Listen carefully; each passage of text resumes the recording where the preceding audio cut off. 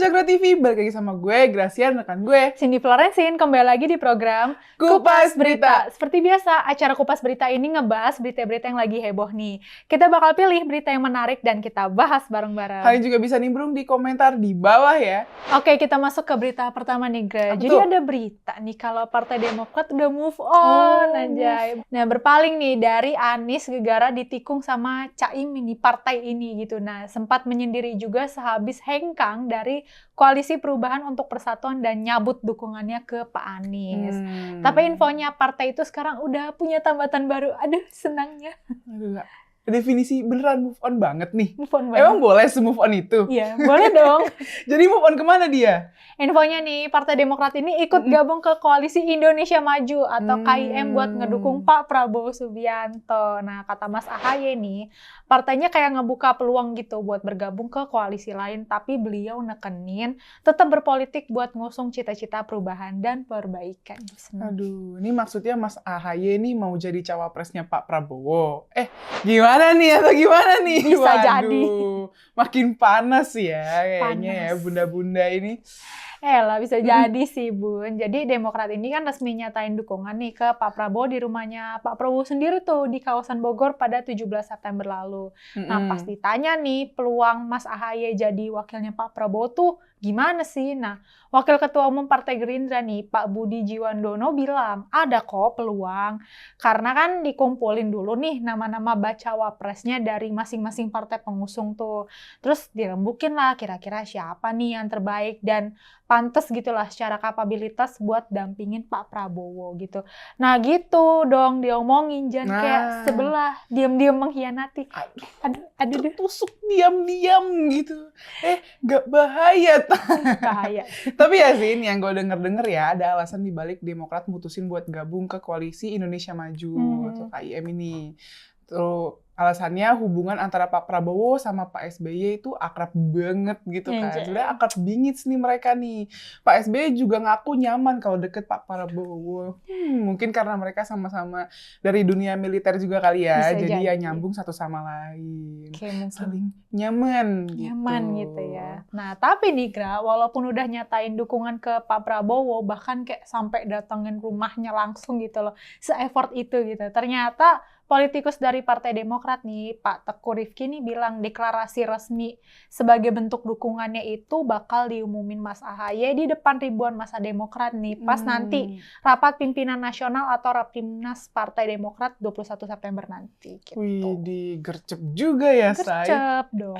By the way, kabarnya nih ya, Wakil Ketua Umum Partai Gerindra, Pak Budi ini bilang kalau Gerindra bakal ngumumin siapa cawapresnya Pak Prabowo setelah deklarasi pengumuman dukungan Demokrat ke Pak Prabowo. Ya mungkin tanggal 22 kali ya, karena kan ya deklarasinya tanggal 21 nih gitu. Bisa.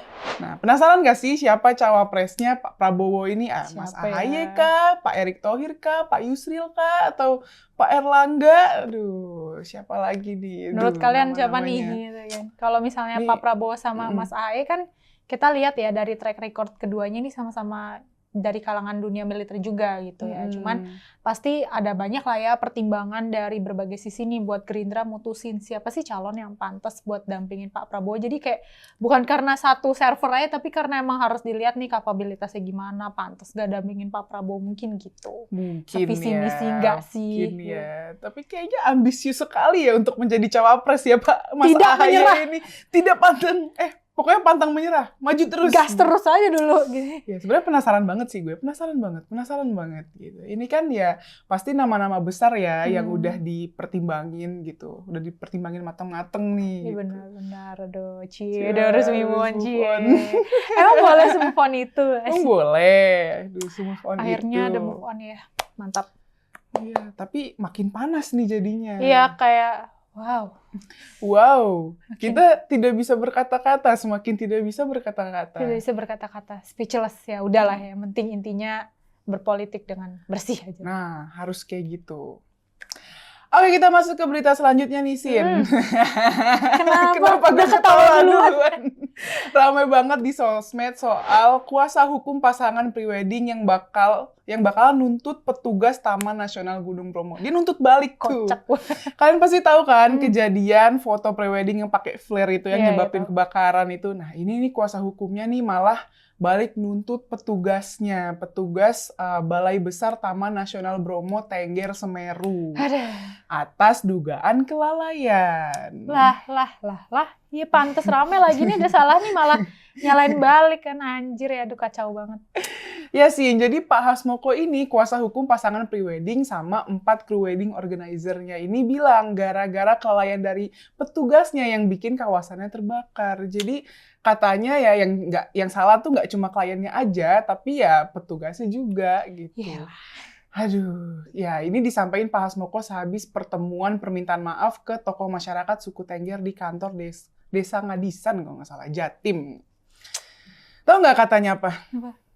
Petugas itu ya harusnya begitu katanya. Jangan cuma ngambil tiket terus lepas gitu aja. Tapi SOP pengamanannya bagaimana?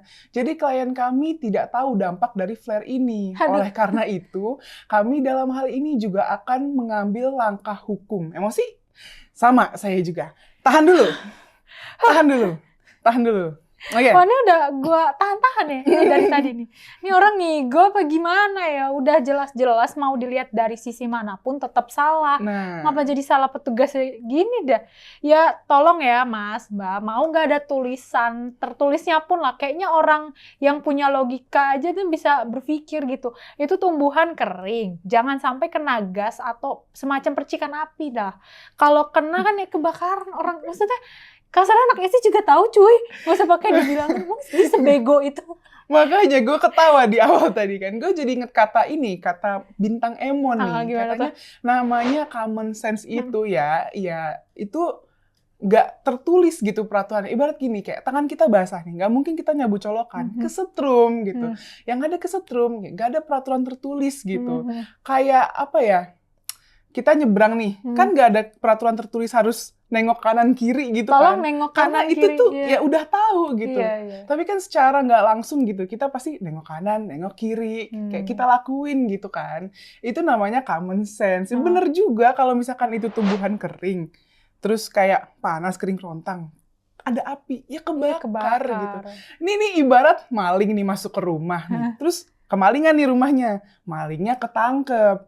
Terus ya bilangnya, pas malingnya ketangkep nih, malingnya bilang, salah sendiri, kenapa nggak digembok rapet, kenapa atas pagernya nggak ada duri-duri, nggak ada beling-beling, kan kayak gitu kan Pak maksudnya. Itu kan kesalahan Anda gitu. Itu kan kayak istilahnya udah ada di alam bawah sadar juga nggak usah diingetin gak sih? Kan juga bukan bocah nih kan. Udah dia udahin sama netizen, maksudnya kayak netizen memaklumi malah ini berulah lagi gitu. Astaga. Ini bisa nggak kalau udah minta maaf tuh diem aja gitu. Gak usah banyak tingkah, sok-sokan cuci tangan malah salah-salahin pihak lain gitu. Itu pure salah kalian. Kalau emang mau konsep alam nih preweddingnya, udah nggak usah pakai flare segala. Itu kan udah alam ya. Sejuk, adem. Kalau pakai flare jatuhnya malah tercemar nggak sih udaranya? Duh, goblok banget sih lagi ya.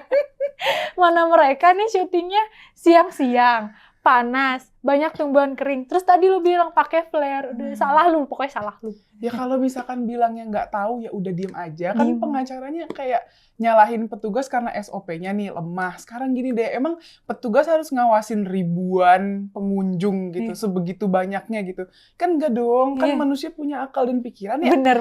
Gitu, tahu baik buruknya gitu, dampaknya tuh pasti tahu gitu ke pengunjung sendiri gitu. Masa ibarat kayak bocah sih harus dikasih tahu dulu, nih gak boleh ya. Kamu kalau nyebrang ya, harus nengok gitu. kiri kanan dulu, kamu tangan basah jangan pegang ini ya.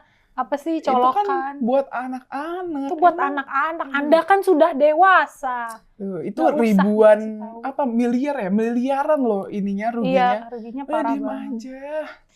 Bener banget, dan gue berharap nih pasangan ini juga harus diproses hukum juga, Pak Polisi, please jangan cuma kena wajib lapor doang, ngelunjak lama-lamanya. Nah ini dia. Biar tahu rasa tuh kan, pasti idenya dari mereka juga sih, yakin gue.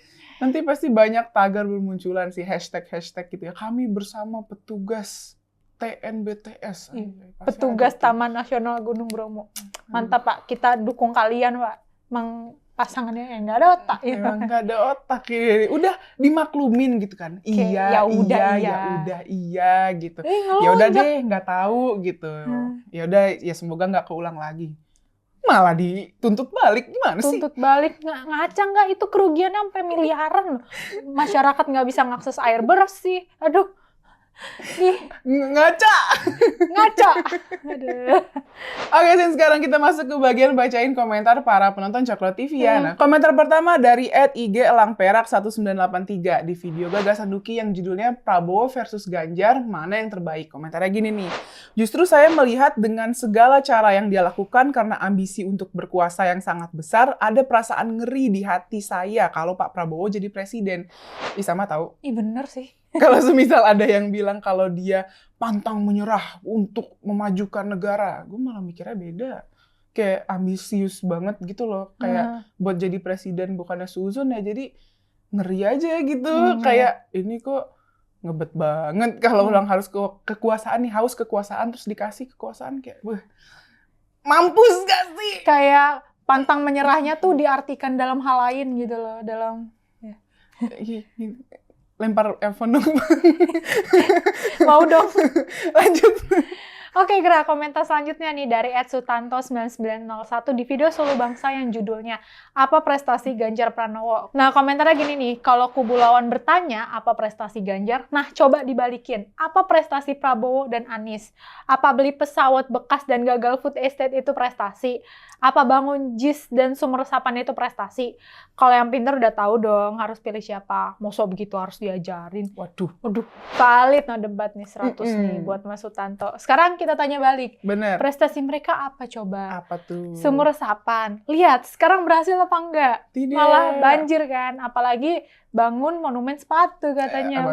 Buat apa coba? Apalagi katanya mau revitalisasi Monas nih. Ingat ya, Monas itu salah satu paru-paru dunia karena banyak pohon rindangnya. Jadi seger gitu kan. Terus kalau mau direvitalisasi kan otomatis pohon itu diganti dong sama banyak lantai beton dan gersang gitu kayak gimana coba? Apalagi yang satu beli pesawat dan alat tempur bekas nih. Mohon maaf, prestasinya di mana itu ya?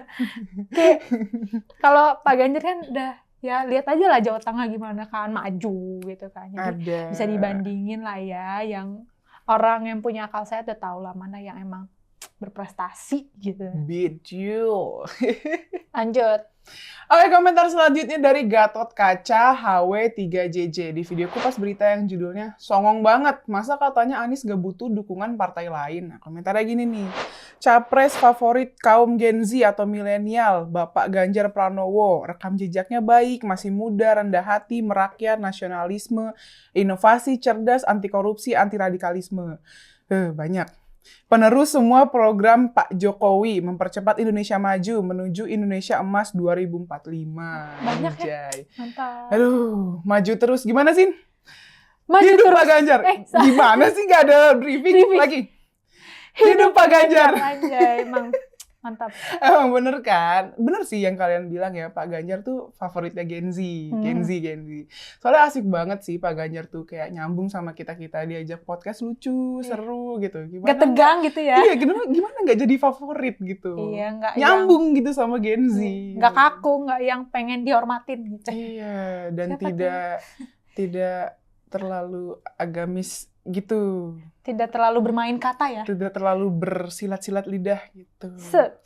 Tuh, pakai ini akal sehat masih. Betul. Lanjut. Oke, komentar selanjutnya nih dari @tonyx@zb3md di catatan Syafiq Hashim yang judulnya Film His Only Son dilarang beredar. Komentarnya gini nih, saya sejak kecil selalu dengar azan dari masjid. Malah waktu kecil saya ikut keliling di malam takbir. Apakah saya berubah? Tidak, saya tetap Kristen. Nah, ini. Anda keren banget masnya, bener. Tetap berpegang teguh lah ya pada keyakinan gitu. Meskipun pas kecil katanya ikutan keliling takbir gitu. Toleransinya bagus nih berarti ya. Please lah ya, selagi iman kalian kuat, gak bakal lah terpengaruh sama apapun. Bener. Mau film kayak musik kayak atau apapun gitu loh. Toh filmnya kan juga katanya udah lulus sensor nih sama lembaga sensor film. Jadi nggak usah khawatir lah. Kalau misalnya nih film His Only Son dilarang tayang cuma karena katanya nggak sesuai lah sama ajaran agama ini, berarti iman kalian masih sekecil itu buat bisa mentoleransi sesuatu gitu. Itu dia. Toleransinya masih kecil. Masih kecil segini. Jadi kalau yang kayak gitu tolonglah itu lebih dikuatin aja imannya, nggak usah sampai melarang film lah atau musik apa Itu beredar. nanti bisa memprovokasi. Ya iman lu gimana? Iman lo gimana, gitu. kuat nggak? Ya kan? Aduh, Kacau. kacau banget. Oke, mungkin itu aja beberapa komentar menarik yang ada di channel Cokro TV. Jangan lupa like, comment, subscribe channel ini. Stay tune terus di program kita di Kompas Berita. Tunggu. Jangan tuh? lupa dong nyalain notifikasinya supaya kalian nggak ketinggalan video-video Kupas Berita di channelnya Cokro TV, guys. Bye-bye. Bye-bye.